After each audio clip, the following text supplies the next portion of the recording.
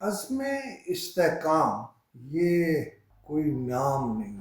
اگر یہ اس کو اس طرح سے بولا جائے عزم استحکام پاکستان آپریشن، تو پھر یہ مکمل ہوتا ہے۔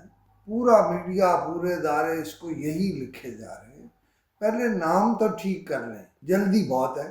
پوری قوم اس پر متفق ہے کہ یہ آپریشن ہونا چاہیے۔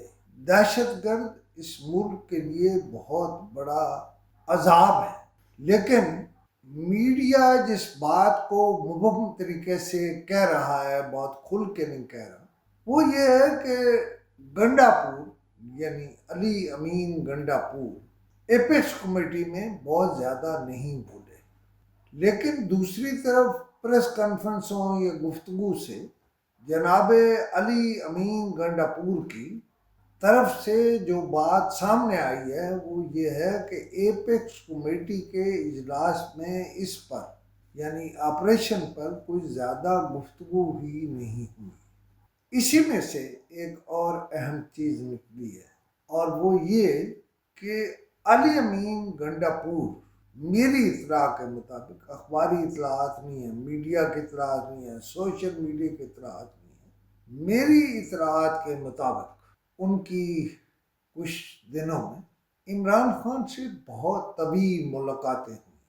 اچھا، میں اس میں کسی خبریت کو نہیں ڈال رہا، لیکن میں سمجھتا ہوں کہ دراصل پی ٹی آئی یہ جانتی ہے کہ کیا ہوگا، لیکن عمران خان یہ معاملہ اس کے نتائج سامنے آنے سے پہلے ایک ایسے آدمی کے حوالے کرنا چاہتے ہیں جو ہر حوالے سے مضبوط ہو اور وفادار ہو۔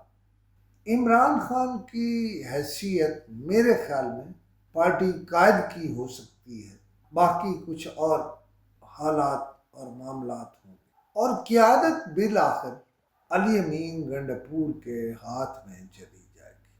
اب آتے ہیں آپریشن کی طرف۔ خواجہ آصف لاہور میں ایک پریس کانفرنس میں کہتے ہیں کہ 5-6 ہزار دہشت گرد جو واپس لا کر بسائے گئے، ان کے گھر ہی دہشت گردی کی بنیاد ہے، اور جن کو واپس لا کر بسایا گیا ان کو دیکھنا ہوگا۔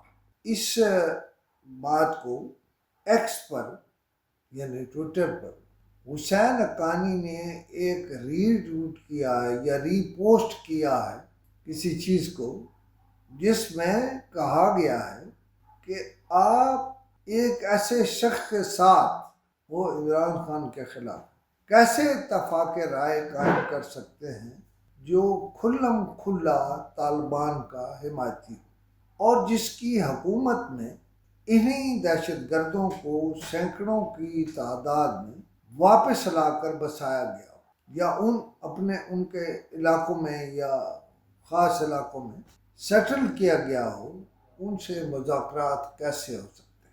یہ بات ہے حسین حقانی کی، اور یہ ہے امریکی ورژن، پاکستانی ورژن نہیں ہے۔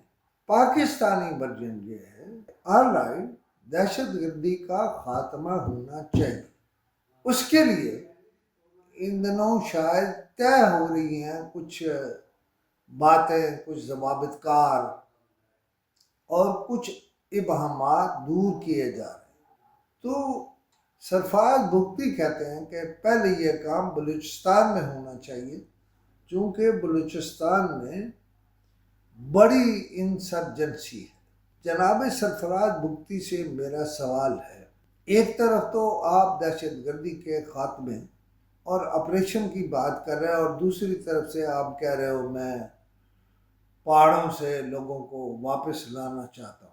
ایک بات سن رہے ہیں سرفراز بگٹی صاحب، دو باتیں بیک وقت نہیں ہو سکتی۔